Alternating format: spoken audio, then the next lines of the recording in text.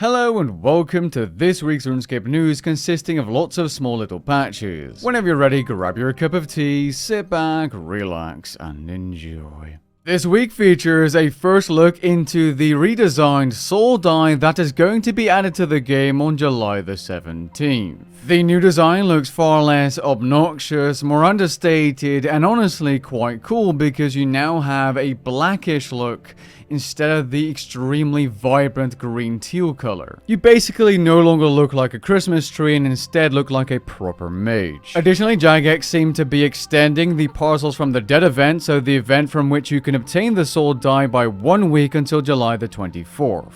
As expected, Jagex has adjusted the outlier in terms of construction materials used in Fort for Infantry construction, as the Tier 3 kitchen now no longer requires mahogany frames and instead requires magic frames as it should have. The Dwarven Army Axe can now be claimed from Major Rancor and Burthorpe without needing to complete the Burthorpe tutorial path, making it easier for new accounts to obtain it. The 3 bodyguards in the General Grador and Kuriara boss rooms now have a proper chance of dropping War Priest armor pieces. Abyssal Beasts are now less likely to move the player when in combat, which is one of Mod Shogun's game jam projects. The Quick Prayers icon no longer turns grey, which I'm not sure what they mean there because it's still a dark icon, but you're able to use it without issues like mentioned. Soul Wars avatars can no longer be killed with Death Touch darts. It's now far easier to buy your seaweed and pineapples from Arnheim as even more dialogue options have been removed. You're able to once more teleport to active wilderness flash events by using the NPCs in Edgeville.